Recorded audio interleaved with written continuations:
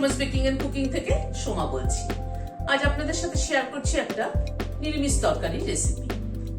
হিং ও মেথি ফোড়ন দিয়ে পটল আলু, পোস্ত সর্ষে দিয়ে, কিন্তু লাস্টে কিন্তু একটা জিনিস অ্যাড করেছি, যার জন্য তরকারির টেস্টে কিন্তু পুরোটা পাল্টে গেছে। তাহলে চলুন দেখতে থাকি কি অ্যাড করলাম লাস্টে। এখানে 400 গ্রাম পটল, খোসাটাকে অল্প অল্প করে ছাড়িয়ে এরকম লম্বা লম্বা করে কেটে নিয়েছি। আর সাথে একটা বড় সাইজের আলু এরকম লম্বা করে টুকরো করে কেটে নিয়েছি। পটলটার মধ্যে একটু নুন দিয়ে দিলাম, হাফ টিস্পুন মতো নুন দিলাম,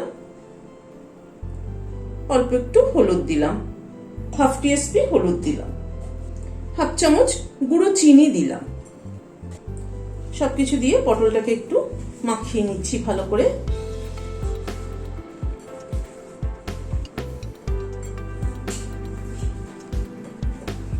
এরকম করে হাত দিয়ে রাগ করে করে পুরো পটলটায় মাখিয়ে নিচ্ছি। পটলটা ভালো করে নুন হলুদ ও চিনি মাখিয়ে নিলাম। এবার চলুন রান্নাটা শুরু করি। এখানে একটা গ্রাইন্ডিং জার নিয়েছি, 1 চামচ পোস্ত দিয়ে দিলাম। পোস্তটা আরেকটু দিলে ভালো হতো, বাট আজকে আমার কাছে পোস্ত নেই, আরেক চামচ দিলে ভালো হয়। এখানে 1 চামচ সাদা সর্ষে এবং লাল সর্ষে মিলিয়ে নিলাম। এখানে 2 টেবিল চামচ নারকেল কোড়া নিলাম, 2টো কাঁচা লঙ্কা দিয়ে দিলাম, দিয়ে সামান্য একটু জল দিয়ে এটার একটা পেস্ট তৈরি করে নিচ্ছি। গ্যাসে একটা কড়াই বসিয়েছি, সর্ষের তেল দিচ্ছি। তেলটা গরম হয়ে গিয়েছে, গ্যাসের ফ্লেমটাকে কমিয়ে দিয়েছি। এখানে 10-12টা বড়ি নিয়েছি, এটা বিউলির ডালের বড়ি। বড়িটাকে ভালো করে লাল করে ভেজে নিচ্ছি।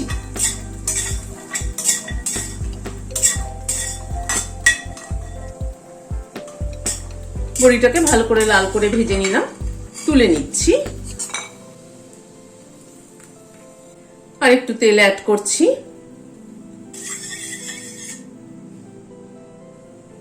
এবার পটলগুলোকে ভেজে নিচ্ছি।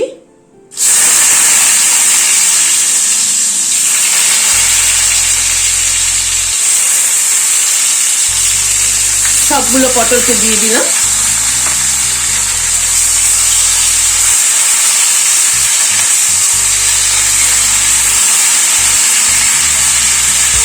গ্যাসের ফ্লেমটাকে মিডিয়ামে রেখে পটলটাকে ধীরে ধীরে ভেজে নেব। পটলটাকে লাল করে ভেজে তুলে নিচ্ছিলাম।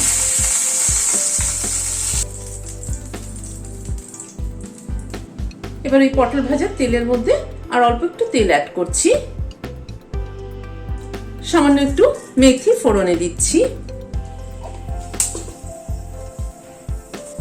অল্প একটু কালো জিরে দিচ্ছি।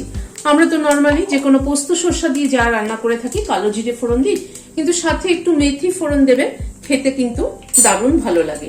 এবং তার সাথে একটুখানি হিং, 1/4 টিস্পুন হিং ফোড়ন দিলাম।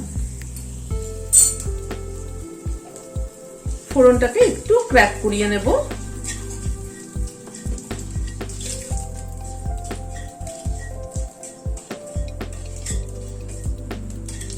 এবার এই আলুটা অ্যাড করে দিচ্ছি।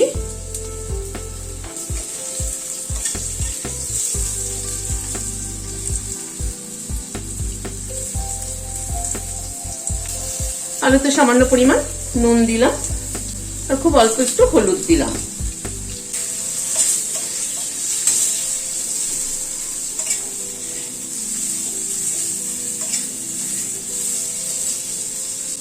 আলুটাকে একটু লাল করে ভেজে নেব।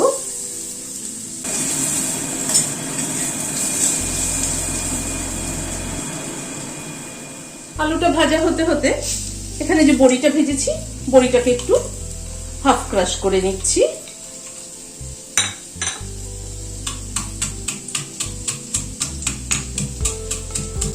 এইভাবে হাফ ক্রাশ করে নিলাম।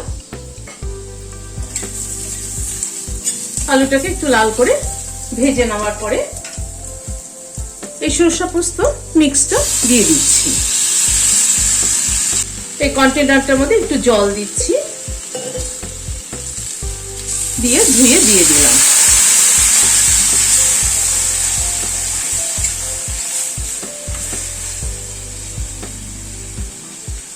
সামান্য একটু জল অ্যাড করছি কষানোর জন্য।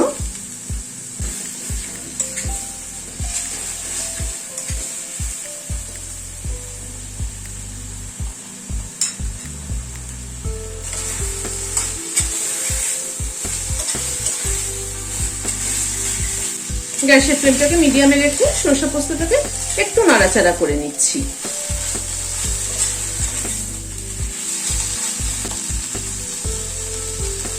এবার পটলটাকে অ্যাড করে দিচ্ছি।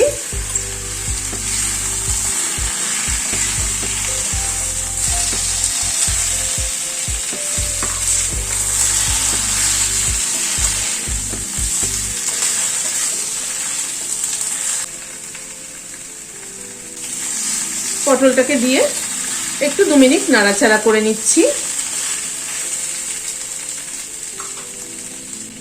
1 চামচ চিনি দিয়ে দিলাম। পোস্ততে কিন্তু একটু মিষ্টি মিষ্টি না হলে ভালো লাগে না খেতে, মানে নুন মিষ্টির ব্যালেন্সটা ঠিক হওয়া চাই। নুনটা আমি ভাগে ভাগে দিয়েছি, একবার পটল ভাজার সময় দিয়েছি, তারপরে আলু ভাজার সময় দিয়েছি, পরে একবার চেক করে নিয়ে তারপরে নুনটা লাগলে আর একটু দেওয়া যাবে। সামান্য একটু গরম জল অ্যাড করছি।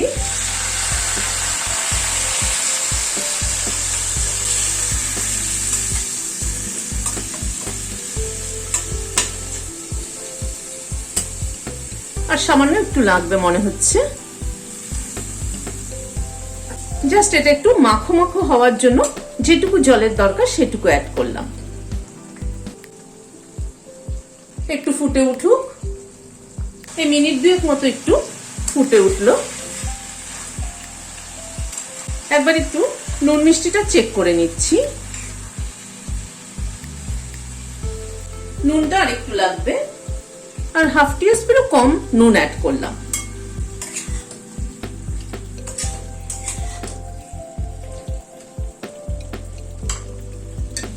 নামানোর আগে কাঁচা তেল একটু অ্যাড করছি।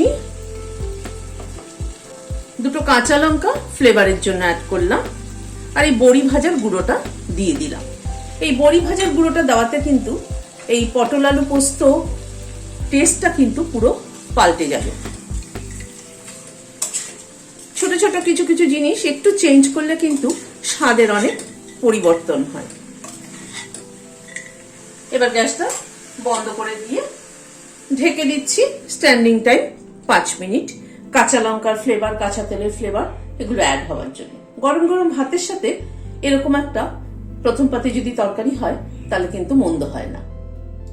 লাস্টে কিন্তু এই বড়ি ভেজে গুঁড়ো করে দিয়ে যেটা নামিয়েছি তাতে কিন্তু পুরো টেস্টটা পাল্টে গেছে। খাওয়ার সময় মুখে একটা বড়ির একটা ক্রাঞ্চিনেস মুখে পড়েছে, খেতে কিন্তু দারুণ লাগে। গরম গরম ভাতের সাথে কিন্তু দারুণ লাগে। আপনারা কিন্তু এভাবে বানিয়ে দেখবেন, আমার মনে হয় ভালো লাগবে। আর যদি ভালো লেগে থাকে তাহলে লাইক এবং একটা সাবস্ক্রাইব করার অনুরোধ রইল। আজ তাহলে এখানে শেষ করছি। দেখা হচ্ছে আবার পরবর্তী ভিডিওতে। নমস্কার।